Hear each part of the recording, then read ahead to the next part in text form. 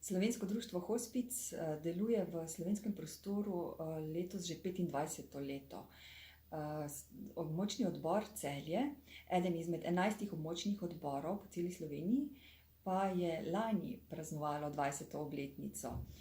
Mi delujemo na celem celjskem območju z 16 prostovoljci, 3 redno zaposlene strokovne delavke, 16 prostovoljcev je vključenih v vse programe Slovenskega društva Hospic. Osnovni program je spremljanje umirajočih in njihovih svojcev na domu, program žalovanje po izgubi bližnje osebe, program detabuizacija, to je program izobraževanje, podpora drugim strokovnim delavcem in vsem službam, ki se ukvarjajo z umirajočimi, z žalujočimi in seveda predstavitev našega društva.